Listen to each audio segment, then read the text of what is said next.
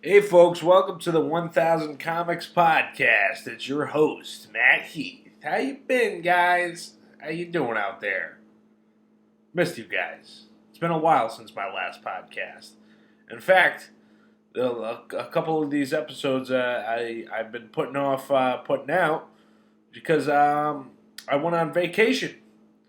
Took a trip to the Dominican Republic. Yeah, yeah.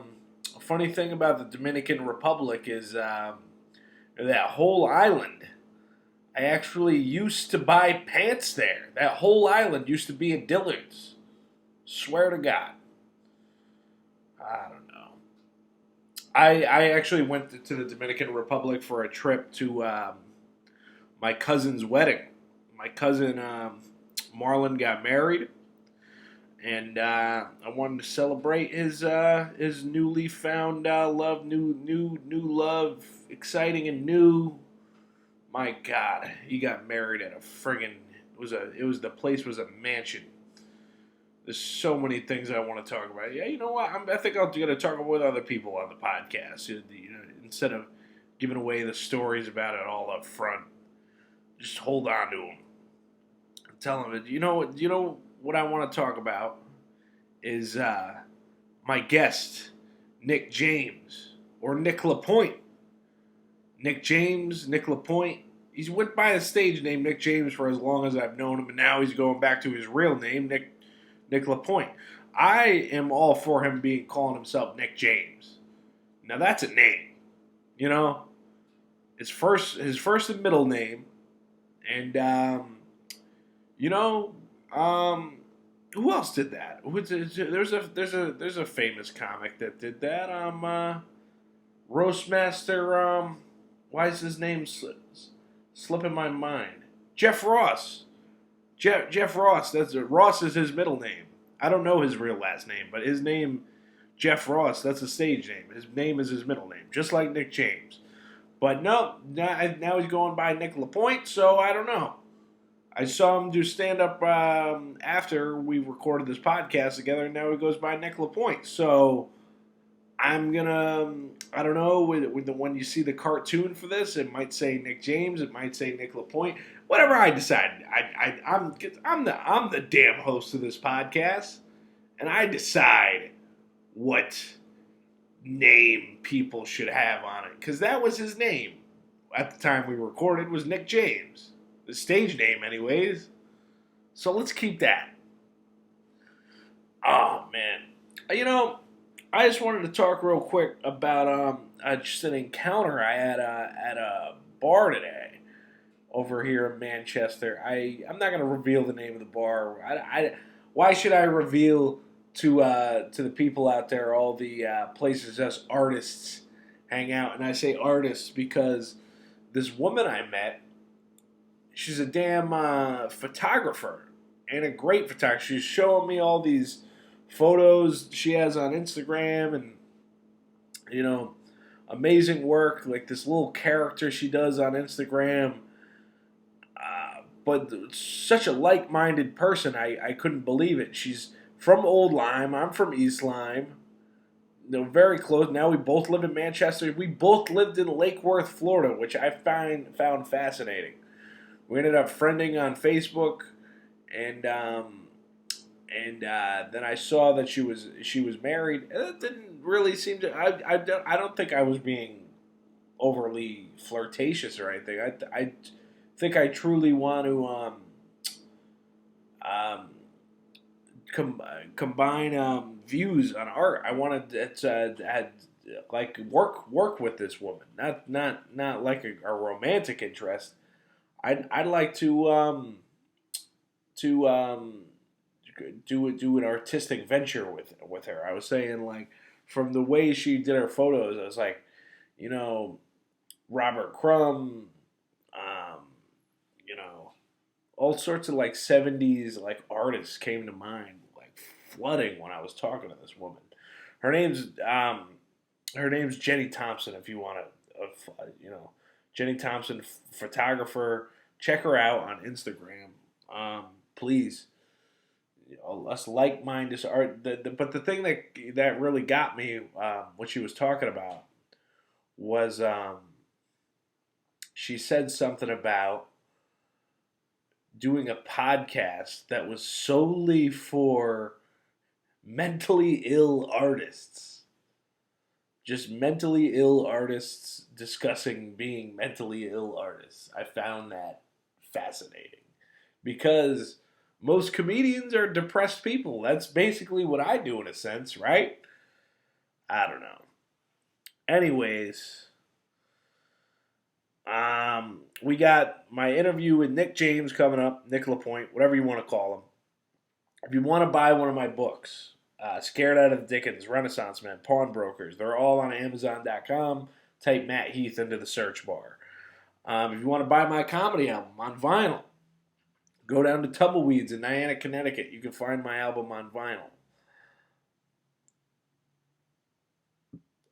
Excuse me. I don't think there's anything else I really need to say. Please enjoy my interview with Nick James, Nick LaPointe. Nick James. Enjoy my interview with Nick James.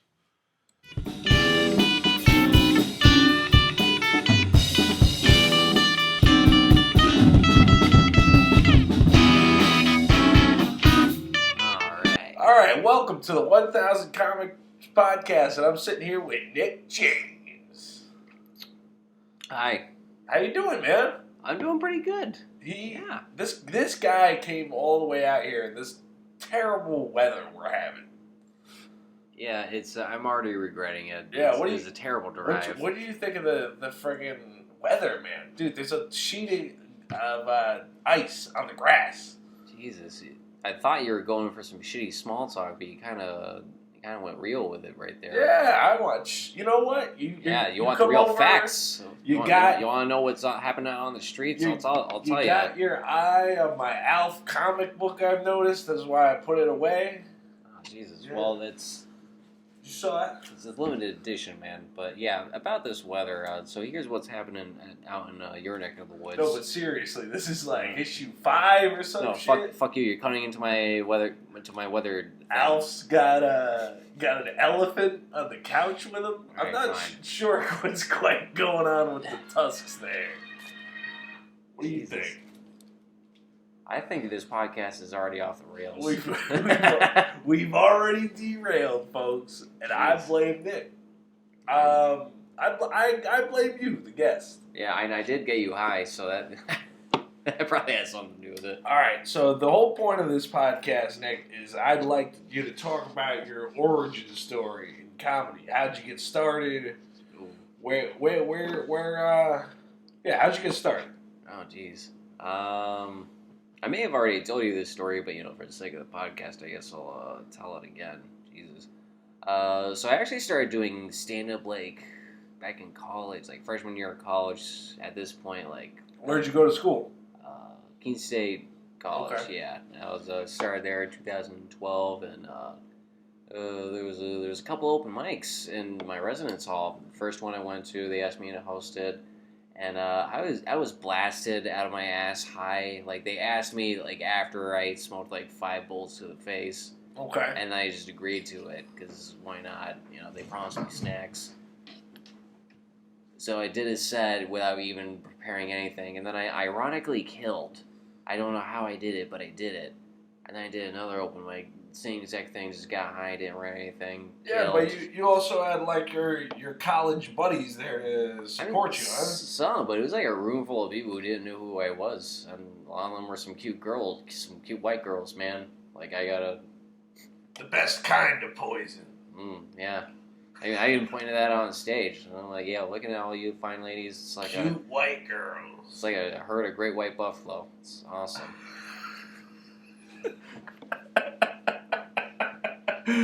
That's not really what you said your first time on stage. Oh, no, that was my second time on stage. I'm going in chronological order here. And then I think it was What was your material like at that point? Was it dry? Or it was just whatever came to mind. I remember at one point, it was like my first time, and I was just it was at this point I had peaked at how high I was. Like I told you, man, I smoked a lot of pot before I knew what I was doing. Right. So like I just blacked out in the middle of a joke, and everyone was looking at me like, "Is this part of his set? What's going on? This guy's losing his shit right now."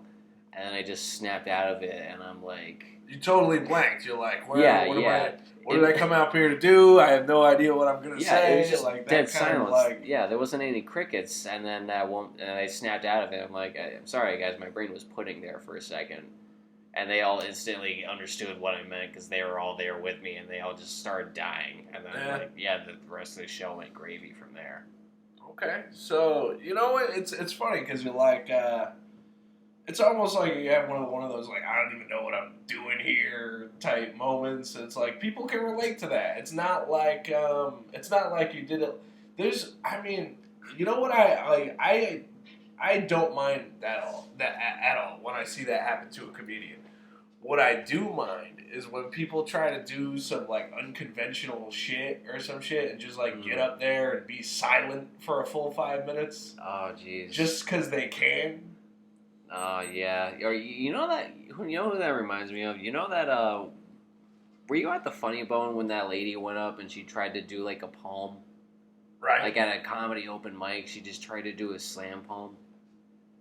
No, I wasn't there. Oh, jeez. All right. I don't know if it was a slam poem, but it was like she's been there a couple of times. The first time she tried to do a thing where she just says some words, and then she had a chorus which was everyone has to eat, and she asked the audience to say it for her because she's fucking lazy, I guess. Right. And she just died on stage. She left. It was really sad, and then she came back this, past Sunday. And then she tried to do like a Christmas poem, but with Trump. Okay. Which could have been a great premise, except it just wasn't funny, But there's humor in that from the beginning. Like if it's a poem and it involves Trump. Oh yeah, I mean it was a good opportunity and a good concept, if not wholly unique, but it just was poorly executed. Whatever woman's doing this, I don't know. I don't think I've seen you on stage before, but Nick James is after you. I'm not after her. I'm just talking shit. Like she's having it out for you. She can have a fucking stroke. I don't care. Oh man. That's why I'm glad that I chose today to have you on because you will be relentless towards If you're going already, there's no stopping you when you're on a rant about something. Oh yeah, I was in the middle of another rant, wasn't I? Yeah. Oh yeah. So back to my supervillain origin story. Okay. So you may or may not be wondering, oh, if you started 7 years ago, how come you haven't blown up yet? Do you just suck? Yes and no. What actually happened was my third or fourth open mic, I decided to actually write my own bits. Right. And the first attempt was horrible because I decided to do the bit itself was well written. It was about how no one really takes autism seriously as like a disorder. People are already using it as an insult the same way they use retarded to insult each other. Well, I think that's probably because I don't want to say people are out there using it as a crutch, but at the same time, it's people have co-opted the word, is what I'm trying to say. It's like a catch-all term for anyone who's like mildly awkward or stupid, But that's the thing. Like the people that legitimately have it, don't you think it takes away from them a little bit when like people that are see that was a little the off point kilter. of the joke. Yeah, you know what I mean? Yeah, and if you'll let me tell it, you'll really like all right, it too. Yeah. Nick James, unfiltered. All right. Go ahead. Yeah, so the joke was the way it was written, it was supposed to go, it's a damn shame that, people don't take autism so seriously, but at the same time, maybe they would if they didn't call it Asperger's. I like it. Yeah, but at the same time... I mean, that wasn't exactly how it was supposed to go, but that's pretty much how, it went, or how it was supposed to go. What actually came out of my mouth when I forgot what the exact words were I basically blanked and then thought it would be a good idea to do a Jerry Seinfeld impression and go, so what's the deal with autism? Which is actually really funny now that I think about it. You know something? I think you're headed into some new territory with that. Like, oh, jeez. Anyway, but immediately I just started bombing, and then I had to fill out the 5 minutes, so I just kept leaning into it, but it wasn't working, and then I was in complete denial. Let's get into it right now. Like, if Jerry Seinfeld actually said, "What's the deal?" You know what? Should I just narrate the rest of the story in Jerry Seinfeld's voice? Will that get you to stop interrupting me? Will that satisfy your sick fetish, you motherfucker? What's the deal with Matt Heath? He invites me to do a podcast and he asks me all these questions. Then he keeps interjecting with his own bullshit like he's writing this fucking novel. No, my apologies, sir. Do go on. It's okay. So anyway, God damn it. All right, so Matt Heath, everybody. But the autism joke, like, what was the what's the point of this story? I really do want to know. I really want to know too.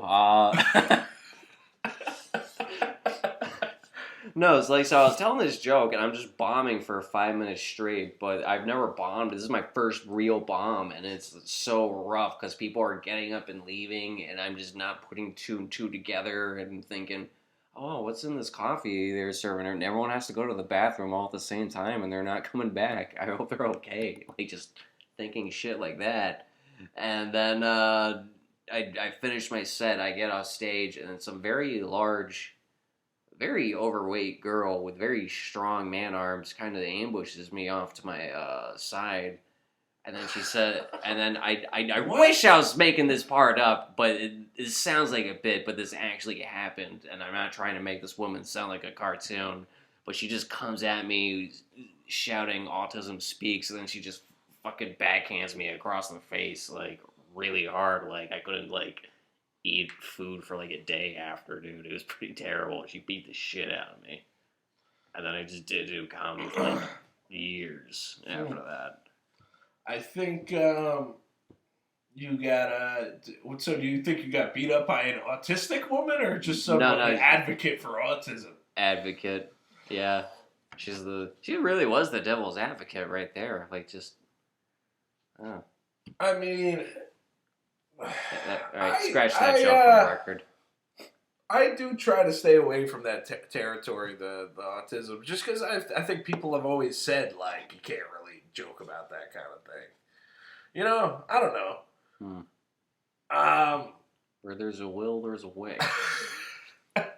No. But I mean, I don't disagree. I feel like that anything is fair territory for a comedian, really, as long as, like, you're good taste. Yeah, being like lighthearted about it. You know, I don't know, like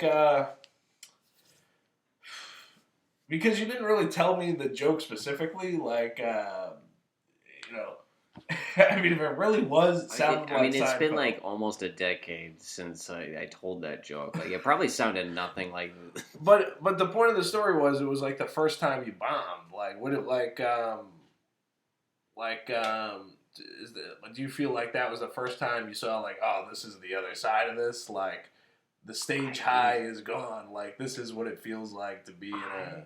I was just surprised at how violent people could get with just someone who's obviously not being serious in the least. So I mean, he's doing a bad job of it, but is with the chick that beat you up? Just that mentality. It wouldn't have mattered if she was she probably he or she. You. Like, I mean, we were actually friends.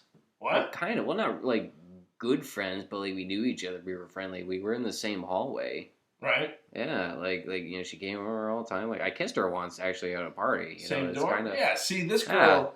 The reason, and I'm not condoning domestic violence here, but the idea of you, Nick James, getting beat up by a girl, the girl had a very big girl, like.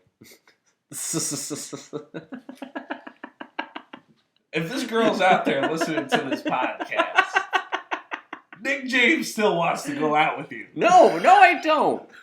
No, if you're Marta, if you're listening to this, fuck you. Scared me out of doing the best thing that's ever happened to me for 7 years. You. Oh my God! So that's really how it went. It made you clam up as an artist. No, seriously. Like even when I started breaking back into this, like I knew exactly what kind of comedian I wanted to be when I got into it. I wanted to be like the kind that actually like interacted with the audience and pushed buttons. Right. But, like, I was afraid to do that because I'm like, oh, God, what if, like, some other large person, like, does it? What if it's a woman this time and this time people are actually looking? I'm never gonna... Imagine Cliff Mula watching me get my ass laid out by a large white woman on the floor of the elbow room. He would... I would build his career out of all the shit he would be talking for years. You would build his career, but I think you would make your career too. I mean, it wouldn't be in comedy. It would be in fucking real life, like fucking S&M, like themed porn movies. Honestly, probably man, just getting beat up by BBWs. If you made a joke that offended a white woman in the audience that much that she comes up to you and punches you, honestly, I'd rather take that hit than like some white woman being out there writing a blog about me or some shit. You know what I mean? Yeah. Well, I mean, like, yeah. Actually, I guess if I had to choose between just taking my ass whooping or the reputation, I guess. But yeah, man. Hey, I mean, there's people out there that are out there to like ruin people's reputations like that, where it's like. Sometimes having to take your medicine every once in a while. If you like physically get hit, like for trying to do your like at least the next day it's like I can heal now and I can go back out there tomorrow and do it. You know what I mean? I feel. I mean at least the positive thing about that. But experience. why do you think it stopped you from doing it for that long though? Well, do you think it was like the inclusive nature of college, and then like later on, it's like it's different now. This is like what I want to do, you know? I mean, looking back, I view it as a positive experience because like that's the worst I'm ever gonna bomb. I guarantee it. Like it's never gonna be that shitty. But at the time, I guess it was devastating just because like. I don't know, like, I'm a shitty, young 18-year-old dude, like, and I just got beat up by a girl while talking shit on stage about autism. Like, it was a really weird time in my life, as you can imagine. Well, and I started doing a lot of drugs. The week before I started doing comedy, I saw Chappelle in Hartford, and it was the night he got booed off stage. What, for being too high, or? Yeah, well, supposedly, like, that was some people's opinion. But, yeah, I thought that happened in Detroit. I was there to hear what he had to fucking say. I didn't want to, like, listen to, like, these people fucking, like, badmouth that. Like, it was kind of like a situation where it was like, wow, if Chappelle could get booed by, like, there's like dozens of people like hating on him.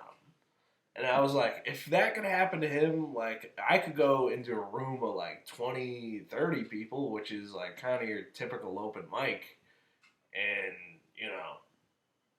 and if one or two people were not liking what I was doing, like I could get past that. Like, you know what I mean? It didn't seem like, I don't know. You should just watch it because have you ever seen Chappelle live?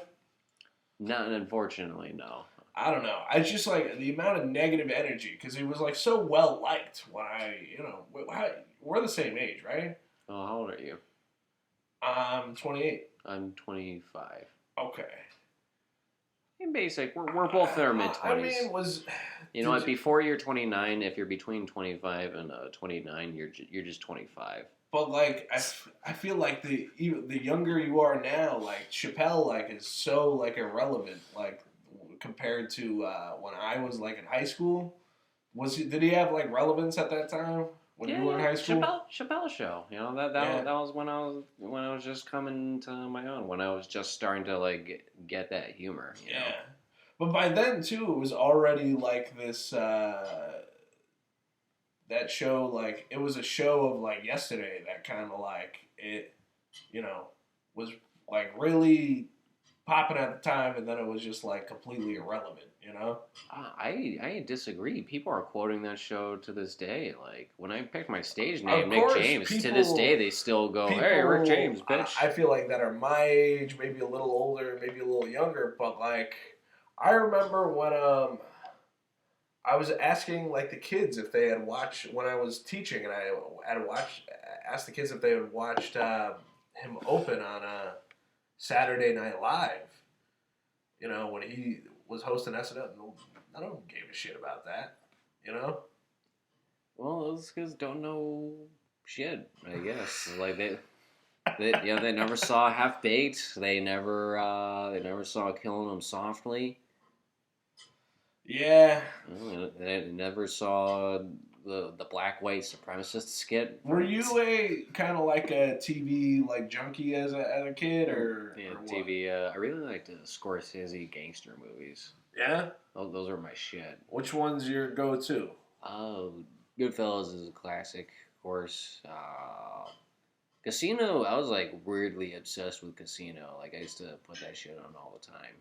You like the head of the vice scene, all that shit. Oh, that was sick, dude. Just every scene, Joe Pesci killed. Like Joe Pesci was one of the best parts about Goodfellas, but Joe Pesci kills it in Casino. He just gets in everyone's face, and he's just like popping eyeballs. Who's great in that movie is Don Rickles. Don Rickles, yeah, Don Rickles is yeah. I was surprised by him. He's just like, he's not really doing anything, but he just steals the scene every time he's there. He just has that face. That's his thing, though. Like, that's Don Rickles' thing, is to steal the scene. I can't stand the show Murphy Brown, but I was flipping through the channels one day, and, like, Rickles was Murphy Brown's secretary in the episode, and the episode just, like, fucking lit up, Oh, It was like, I was like, I get this show now. But I'd probably flip onto it, like, on a regular episode. I'd be like, eh. You know what I mean? Yeah. Oh, so you know that movie, The Irishman, speaking of Don Rickles and Scorsese movies? Right. So, who was it? Jim Norton plays Don Rickles in that movie. Yes. Yeah. What did you think of that? I thought like, who do they get to play? Is that Don Rickles? He's got that cadence, but they're not using de-aging on him. Who is that? I stuck around. Jim Norton. One of the only times I ever stuck around for the credits at the end of a movie. Oh, I looked it up on IMDb immediately. I needed to know. I was like, who played fucking Rickles in this movie? As soon as like it comes out of one of their mouth, that is like, what, Rickles? It can't be the only one making joke. I was like, fuck, who played Rickles? And when I saw it was Jim Norton, I'm like, yeah, he's definitely got like that. He's got his height, but also like that New York kind of like ball busting like humor. You know what I mean? Like he's. I mean, I think I could play Rickles better than. You are not. I'm not nearly old enough to do that. You're Don Rickles' bastard stepson. I would do an impression of Don Rickles like shitting on you for not moving out of his basement for 10 years, but I don't want to disrespect the guy. He's a good name by even attempting such a thing. Wait, so in your fantasy world, I'm living in Don Rickles' basement? I mean, it's a good basement. It's Don Rickles, but like still, like it's supposed to be. Kid, you're fucking up the pool table down here. This used to be my rec room. I have no idea what he sounds like. I forget. This used to be my rec room. Yo, that is funny. Oh God. Have you ever seen a rec room turn into a basement apartment before? I have. Yeah, I actually used to live in one like that. My sister and her boyfriend lived in my parents' basement rec room for like 2 years. And so is that really an impression of your dad? No, but I mean, we both sound and look alike, so I'm always doing an impression of him in some way or another. So really, it's both of you saying that to each other. Yeah, I'm channeling my dad right now, I guess. Those fucking kids have just been living down there. No, they have their own house now, actually. Are you guys all hopped up on flippy dippies? He doesn't talk like that. This used to be my rec room. This used to be in Dillard's. That's why you like that Dillard's joke so much, because if your dad would see you just insert it. And my dad would love to shop at a Dillard's. I've never seen him do it, but somehow I feel like if I brought the idea up to him, he'd be like, "Yeah, can we stop at Cabela's first?" I want to look at the bow and arrows. You seem like a family that's into archery, no? He is. My dad is like Bruce Lee and Tony Stark rolled into one. Yeah? They're like, yeah. It's like he builds his own weapons. Yeah? Like I asked him what he wanted for Christmas, and he's like, "Can you get me some slingshot ammo? I'm thinking of getting back into some slingshotting." All right. Yeah, and like all right, what happened to making your own crossbows and bullets? I'm like, oh, I'm still doing all that. By the way, do you still want that blow dart gun I made for you? He made me a giant fucking blow dart gun. It's like bigger than me. It's good though. I can put holes in walls with it though, but it's dangerous. I feel like I'm worried. I'm afraid to carry him. You're like, I tried it out several times, but I really don't see any use for it. Pretty much. Other than it being a blow dart. Like if the fucking World War III happened tomorrow, like if the Russians dropped in my backyard tomorrow, I would like I don't know, I would get some frogs and poison my darts with it. But yeah. You know something? Working at the pawn shop, I've noticed because there's a Cabela. You work at a pawn shop? Yeah, shit. Cabela's is like right near us, and it just seems like people love to buy bow and arrows, and then like immediately realize that they have no use for a bow and arrow. Yeah, because a bow and arrow is like a lifestyle and a skill rolled up into one, man. Especially like living like in a very like metropolitan kind of area, like where it's like it's not like realistically there's only so how much many people's got big backyards that be able to play with a bow and arrow? You would have to like go to like find a archery range, like an Indian place probably, or like a friend's rooftop out in the middle of nowhere, or just say fuck it and then just like pull a Nicolas Cage and Weatherman and carry it around with you. You know who's gonna stop you? You have a bow. You know. You seem like you kind of remind me of Nicolas Cage a little bit. I've been compared to him physically. But also like the demeanor a little bit. I can see that, I guess. We're both pretty weird people, I think. But I don't know. I think he's a pretty good actor. Did you see fucking Raising Arizona ever? No, I've been meaning to. You've never seen that movie? I saw it once when I was 3, but I'm 3. Like, what am I gonna know about Coen Brother movies, you know? I mean, I could see like a guy like your dad playing that for a 3-year-old. Oh Jesus! I can see my dad wearing the clothes. I vividly remember Nicolas Cage's outfit in that movie. That's the only thing. That and him getting his ass whooped at the end of it. Your parents still together? Yeah. Yeah. That's cool. You how many siblings you got? 2? Yes. Do you feel like you get your comedic fuel from them, or what? Sometimes, yeah. I got some really good stories about my brother. There's only so many of them I can tell because some of them are just too embarrassing for him. Yeah. Is there one? Is there one you could probably get away with telling on the podcast? Oh yeah, there's one that I have to tell because he deserves this. My brother, he's very awkward in general, especially around women. So it's very it doesn't get a lot of action. Is what I'm trying to say. So whenever people do, What are you turning into Rickles now that you're talking about? He doesn't get a lot of action. You know what I mean? Yeah, this is his basement. You know, it used to be a rec room. You know, what are you gonna do? All right, no, but keep going. So yeah, but he actually does live in a basement, and So whenever he does talk to girls, it's a big deal for him. But he has to talk about it to everyone.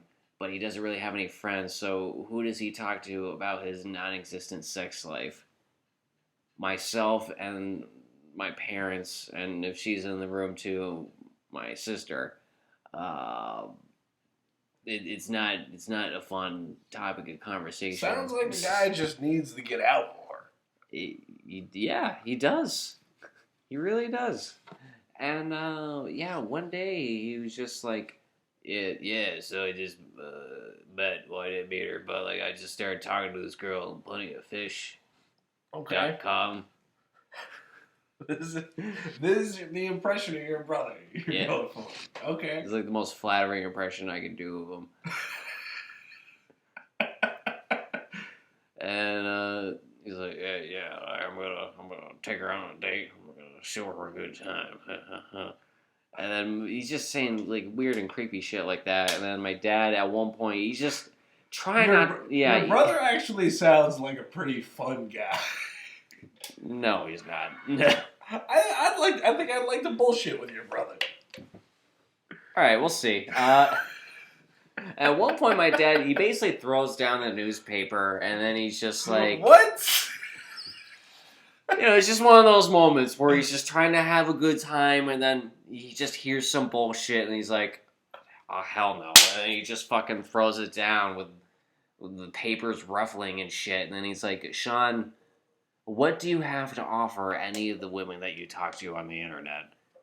Wow. Yeah, he just got sick of his shit real quick, and he just laid it down there thick. And then my brother Sean, he thought about it for a second, and he got this like weird devilish smile across his face, and then he said, "I'll show her my obelisk." What? Say it again. I'll show her my obelisk. Obelisk? Obelisk, like those fucking like Egyptian like monuments that like the Washington Monument, like it's just a giant fucking phallic symbol, right? Yeah, that's what he calls his penis, and he told that to his whole family, his whole immediate family. He just threw that out there on the floor, and then my mom was like, "What's an obelisk?" Brother started laughing, but it's like a weird, creepy laugh, and he's just like, "Hey, Nick, you know what I'm talking about, right? You know what I'm talking about." I'm like, "No, Sean, get me out of this conversation. You're not roping me into this shit. You're dying on this hill alone." I think your brother should get into comedy. I think he shouldn't. I think he should just stick to those long walks he takes by himself at 4 a.m. because he's too ashamed to get a fucking subscription to Planet Fitness.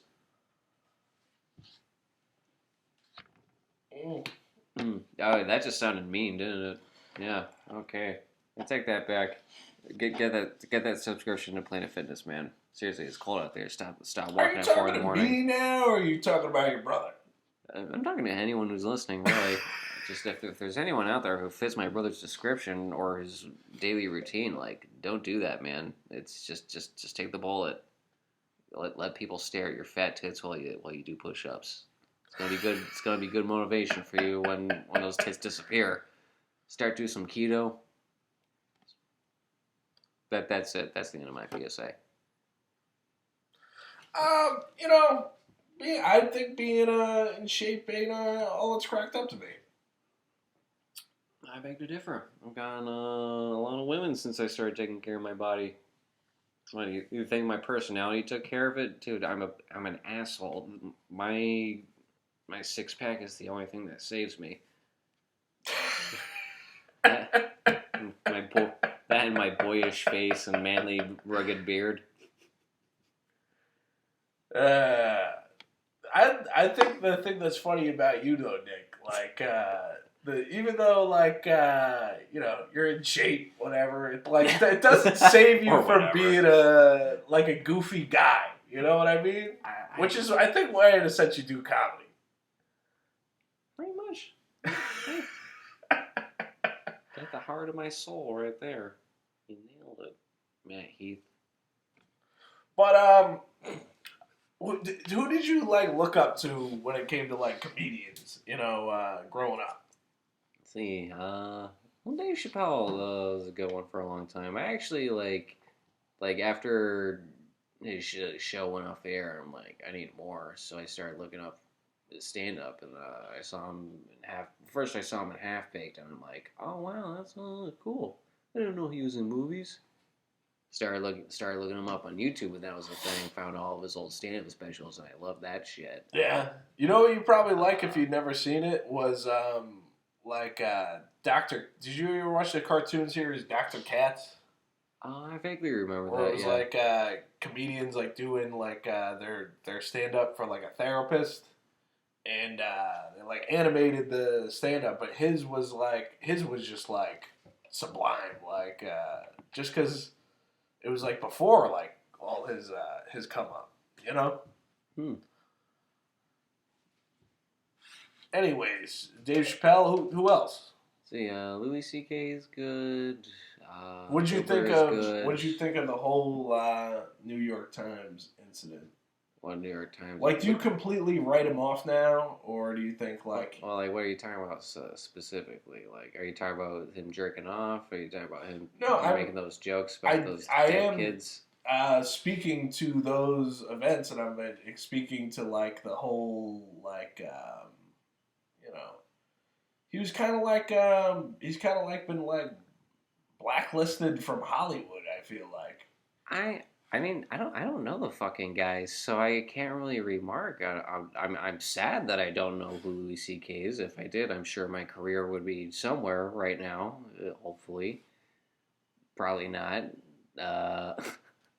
I mean, but I don't know. Like, I wasn't in the room when he was jerking off, so I can't tell you, how I feel about it. I like what Norm Macdonald said. He said he wanted to have Roseanne and Louis C.K. both on his show at the same time. And just like talk about just compare notes. Like, so how's your life been? Terrible. It was a spat all over your mic. I'm sorry. Oh, no, I didn't. Just spat all over myself. You're all good, bro. You're fine. What do you think? I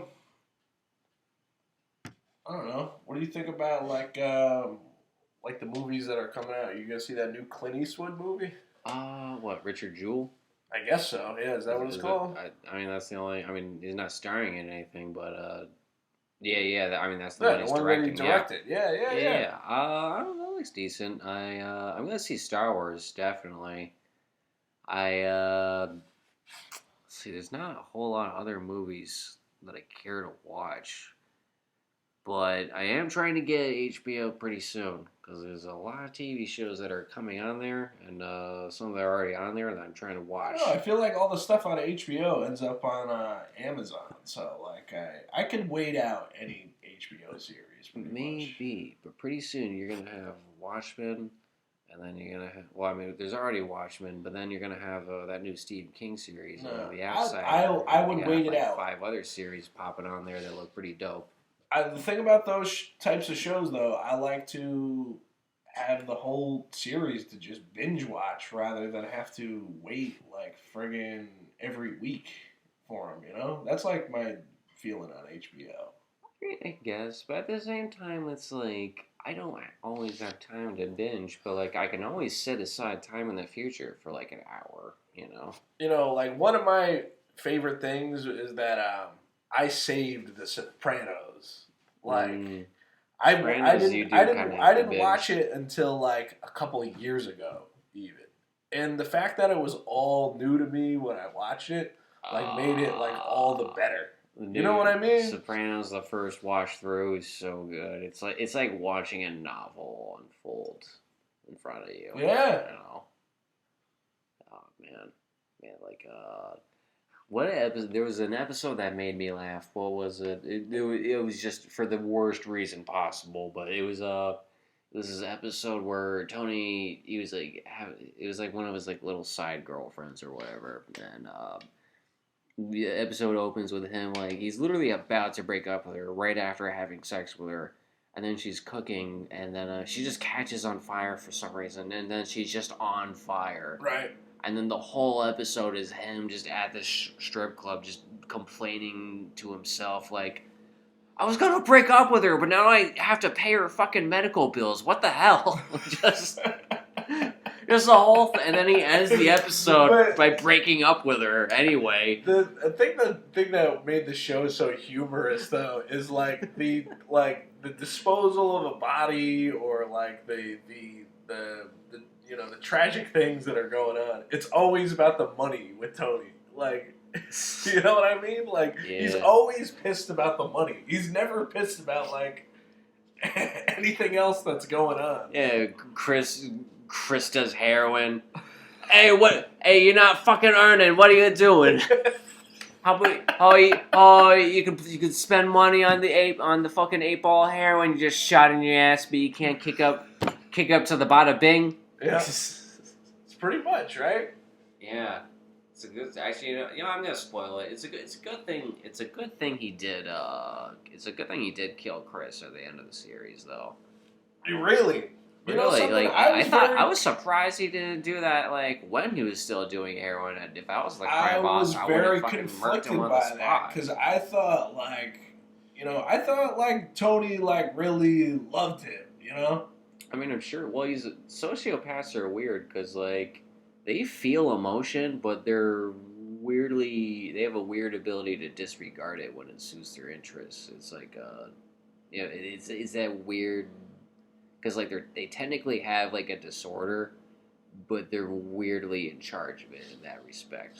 If they're smart, you know. I think the reason I'm so conflicted with Christopher's death in that series is because like I view myself like him in a way where it's like he's like a writer.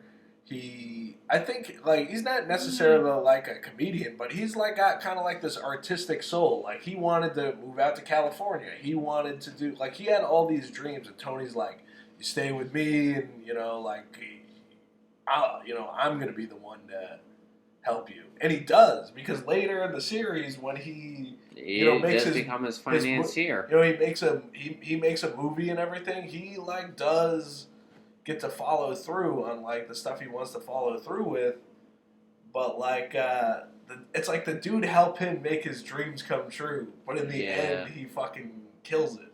Well, to be fair, and sorry, I gotta put a spoiler alert for the Sopranos. I mean, to be fair, that movie he directed kind of sucked.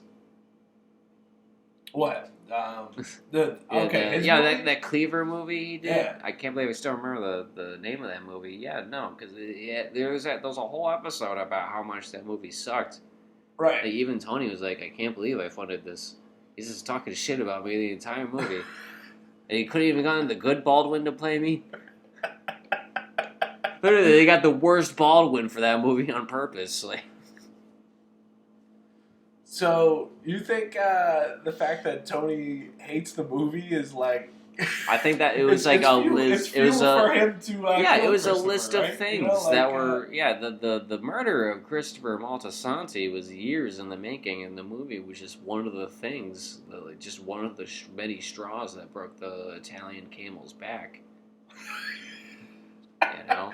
Wow, you have a very like dictative like viewpoint of like the way the things went on with the Sopranos. I mean, no, that's how the show was written. It was structured in the same way as like an epic like novel, like the rise and fall of a crime family, basically, or like is basically a long form, even more long form version of The Godfather, but for modern times. So you gotta look at see it the like comic? the novel it is. He's definitely a local comic, or not. If it might have been someone I seen down in Florida, but I forget who used to do the Joker. He gets on stage. He's like, I started watching the show The Sopranos, but I didn't. It wasn't what I expected. I thought there would be a lot more singing. There's a Mad TV skit about that. You remember that show? Yeah. Well, yeah, they did a thing. It was like The Sopranos, but they called it The Tenors. Oh, really? And it's literally just a bunch of middle-aged dudes beating some dude to death while singing at the top of their lungs. The guy starts screaming. They're like, "Quick, sing louder!" And they were just drowning him out. But Mad TV had a lot with The Sopranos because Will Sasso was great as Tony Soprano when he used to do it. I loved it. I remember that skit. That was a good skit. You remember that one where the A&E like edited version? Yeah, it was like 5 minutes long because they cut out all the swears. But like they did it so fucking perfectly. It's like, yeah, you're right. That's about right. Yeah. that episode. You know, I think one of my favorite thing about The Sopranos is the thing with Tony would be like eating weird things all the time. Like he'd be just like sticking cold cuts and mayonnaise in one episode. Oh my god. He did not have an anxiety disorder. His body just kept shutting itself down to stop himself from getting diabetes. Like I think it was still a mental reaction, but it was his body was like subconsciously like making himself faint every time he was about to have a heart attack. You gotta conserve energy right now, or this guy's gonna die. He has like 8 more seasons to go. What did you like the Scorsese rock and roll films at all? You ever watch any of those? What, like Shine a Light? Yeah. I never saw them. I didn't see Vinyl. Never seen like The Last Waltz, anything like that? Nah. Damn. I didn't even know that was a thing. What kind of like music are you into? All sorts, man. Like I like gangster rap, like the '90s shit. Yeah. Rock and roll, '80s pop. Honestly, like when it comes to rap, I'm into Psychedelic. '90s stuff too. Like honestly, working as an usher at the casino, there'll be like all teenagers. They'll be like talking about the new rappers. I have no idea who any of these rappers are. Dude, I figured out who Juice WRLD was. It's like my roommates, they listened to Juice WRLD, and I'm like, who the fuck is Juice WRLD? Why do people care if he died? And they're like, yo, you don't know who Juice WRLD is? Well, man, we gotta show you. And then they show me, and that was nice to them because they were my roommates, and I have to see them every day. But I'm still not impressed. This guy died for nothing. You don't think he died for his art? I think he died because he died, and I don't think there was much art that he left behind. Wow. I'm making some bold. I'm nobody. I can say these things. Fuck Juice WRLD. I can still talk shit. How have you become such a bitter person at such a young age? Student loans.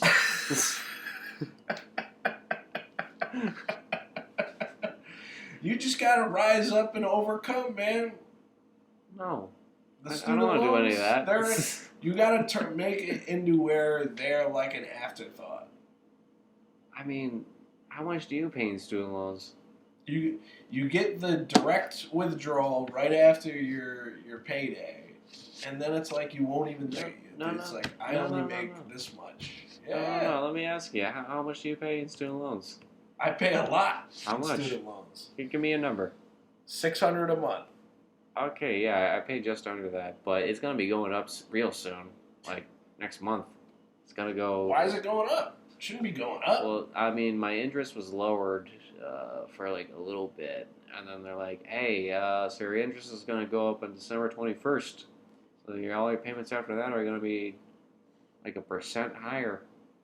You know what made me not care about student loans so much? Going out with when you realized you didn't have to pay them. No, going out with this chick that was working at Wells Fargo and Like that's who my loan provider is. Yeah, when I went Those fucks. when I went out with the Wells Fargo chick, like it kind of like made me realize like how could I like be mad about these loans? I was the one that chose to borrow them. Like when I was sitting in her office, like BSing with her and stuff. She was a good looking chick, man. She it didn't work out between us because I would always be like falling asleep when we'd be like watching movies and shit, like And it was only in the beginning stages. Really? Was that her pet peeve? Just like, no, you have to stay away from the movie. This is important. Black Panther is a phenomenal landmark movie. She didn't sound like that at all, but she was a Haitian girl, so I guess. Oh, really? See, I was just shot in the dark here, but it's funny that she said Black Panther was the movie. You know what was funny that she said to me one time was we were on the phone, like we were having like this argument or whatever, and I'm like, "Are you saying that because I'm white?" And she goes, "You ain't even white, you Italian." Wow. She's bringing back that 1950s white racism at you. Jesus. But that, I don't know, you hear something like that and you realize it's like, wow, you can get put in a box pretty quickly with this with a little historical context. Anything is possible. Yeah. Yeah, I can't really imagine a time where the French were rude. I guess for a little while the French were the British. Are you French? Yeah, I got that French Canadian in me. French Canadian. Yeah, I'm hoping that's where the French stops. Like I can. So you're Canadian. Yeah, I can. You should be more successful at comedy by now. I mean, I've only been really taking it seriously for like 7 months, but so far I'm doing all right. But before I thought like Nick James is just regular American dude, but you're a Canadian, man. You should be Canadian comedian. You should be skyrocketing. Like Canadians just make it. Hey, I got a show. Soon this week. Plug your show now, James. I'm plugging. Let's hear when, where. Friday, December 20th, at the Elbow Room in West Hartford. Doors open at 6, and the show's at 7 o'clock, I think. Who's that? Who else is on the show? Jesse Green, and Miles Mortale, and some other people I can't think of right now, but they're all pretty funny. And Ian Fury is producing the show. So it's like a showcase type show? Yeah. Awesome. Yeah, a lot of local talent, some good people. Friday night, get yourself out there. Yeah. Have a few drinks, Drinks, maybe sneaking a sandwich. You could do that at the Fuck that, I'm gonna get Paul to buy me food again. I don't know why I said that. I've never snuck in a sandwich. Why would you sneak in a sandwich to a comedy show? They're not gonna stop you. Probably gonna encourage it. They'll be like, yeah, don't go with a light stomach. They'll pass out. Jesus. I dare somebody to sneak in a sandwich at the Elbow Room. Yeah. If you come to Nick James' show and you don't sneak in a sandwich, you're not a true fan at this point. Yeah. God. Now I'm just... I don't know why, but now I just really, really hope that someone just gives me a sandwich when I'm on stage. Just, I don't know, like, if I can somehow be so good that I can be like, hey, I'm kind of hungry. Who wants to give me food? Like, just while I'm doing a set. What if they all made it. Like 3 women just start pulling hoagies out of their purses? Dude, I would have One of them's an old lady. Like, I heard on one of these podcasts. I'd have to kill, fuck, marry one of them at least. Like, I heard on one of these podcasts that this young man wants a sandwich. He's been asking for us for weeks. Well, we got steak farm, we got chicken parm, and we got roast beef and turkey with Swiss cheese. Oh my god, that is silly. Hmm. What if like um Subway employees just show up too? I used to work at Subway. Listen, Nick James, former co-workers at Subway, please come to the elbow room. Oh man, don't do that. Veggie delights all around. You know, for the longest time, I didn't know the veggie delay was actually like its own patty. I thought I was just supposed to put on mad vegetables. What? That's what I thought it was. No, there's two kinds. There's the veggie delay, which is like the veggie patty, and then there's another one which is just all veggies. Well, Yeah. anytime I ordered it, I haven't ordered it since it was people didn't think you were a child molester when you ordered the. Oh yeah, there's a lot of people Veggie asking me delight. about Jared, like I knew him. Yeah, so how do you feel about working here with your mascot and everything, being the pedophile? And then I don't know, Ronald McDonald has been touching kids for years. Let me just make this fucking sandwich so you can shut the fuck up. Oh God, I didn't say that. Feel like, wow, that guy really should become a comedian or not work at a sandwich shop. No, you know that movie Super Size Me? Yeah, Yo, so I was watching that and I forgot how good that movie was. and Jared's in it. Yeah, Jared Yeah. Fogel's in it.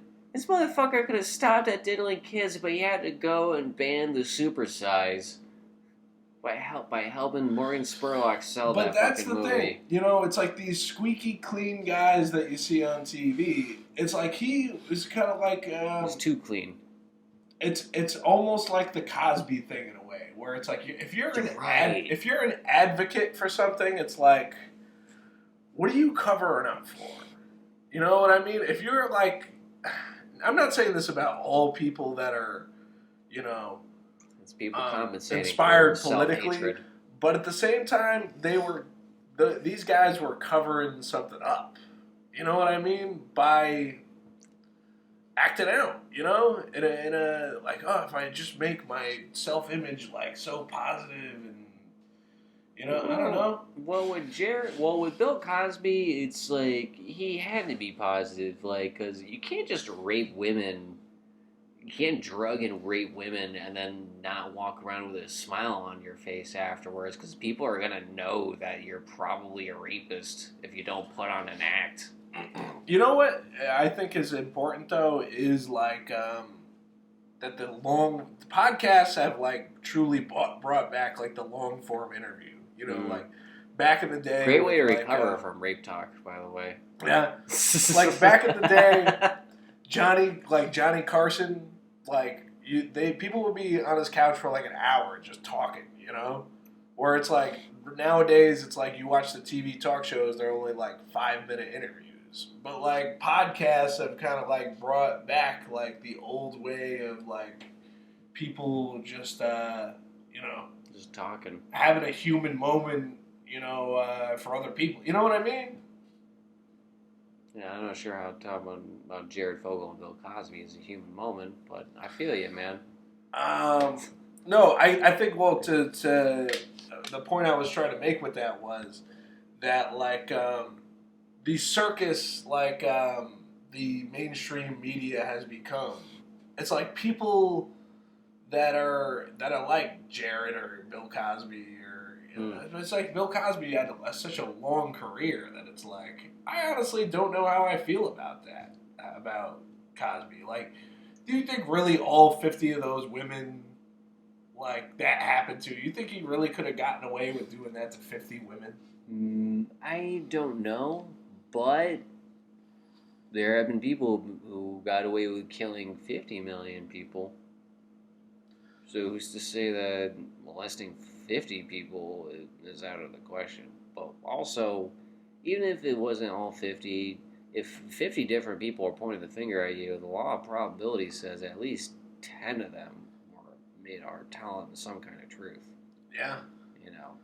Plus, like, I don't want to say like you automatically have to blame the victim, but at the same time, like you kind of have to. Like, I feel like Cosby. You kind of have to think, okay, maybe this needs to be investigated at least. When Cosby dresses for court these days, he totally dresses like a 1940s character, like he is Roger Rabbit. Like, somebody frame me. I'm telling you, I did that. Oh Jesus, Jessica Rabbit's on the fucking stand. You think Bill Cosby would have done? He did do it to Jessica Rabbit. He did. He told every like, dude, like, I'm gonna flippy dippy in a Looney Tune drink. She was drinking a sarsaparilla cartoon, balloony tootie fruit. Fucking Christopher Lloyd's character, he's on the jury, his eyes are popping out watching this whole fucking testimony.